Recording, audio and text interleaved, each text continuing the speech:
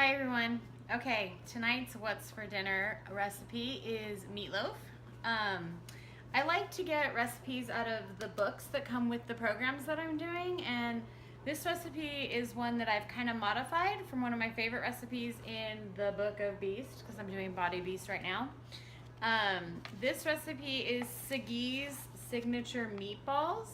So I take this meatball recipe and I just modified it.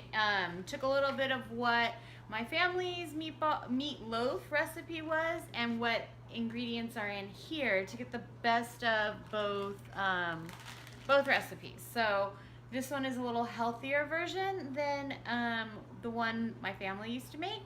But it also has the same great flavor. And the first time I swapped this recipe for the one I grew up making, my kids didn't even notice the difference.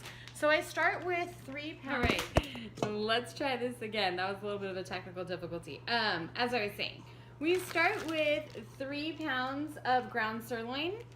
I like to get the sirloin when it's on sale at the grocery store, and then we grind it ourselves so that we know that our package all came from the same piece of cow. If you buy ground beef already, it comes from multiple sources. So this is just a nice way to have a little more control of what we're eating.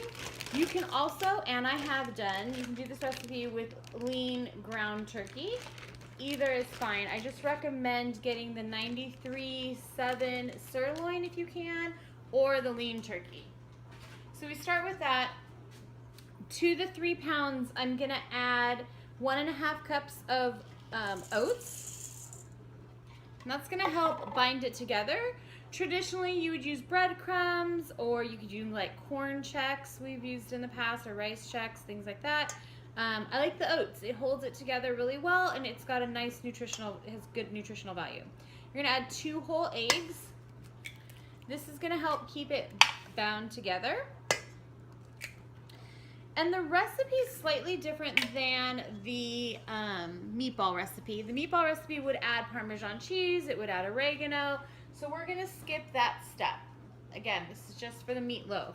To that, I'm gonna add an 8-ounce can of tomato sauce.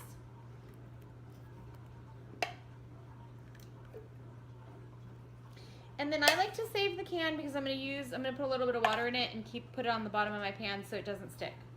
I'm gonna add 2 teaspoons of ground black pepper. And I don't buy garlic salt. I like to control the sodium, so I'm gonna add a teaspoon of sea salt.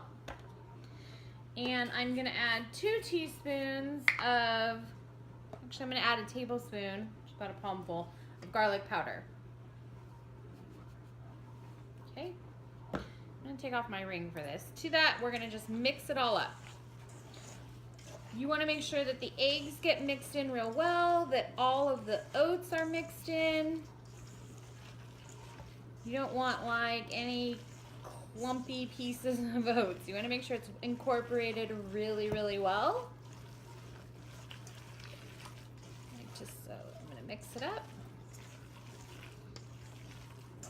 Smells really good. Again, if you were gonna make meatballs, all you would do from this point is add some oregano, and you would add a 1/2 cup of Parmesan cheese.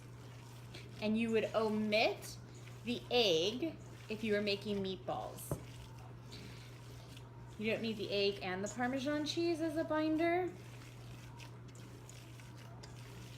All right, that looks like it's good. So I'm gonna get my pan here. I have a 9 by 13 pan. I'm gonna plop it in there.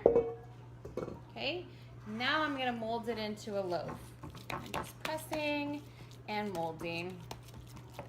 And I try to make sure that it's like one side isn't higher than the other. I want it to cook relatively evenly. It's gonna go into an oven that's 375 degrees. You're gonna cook it for 45 minutes to an hour, depending on your oven and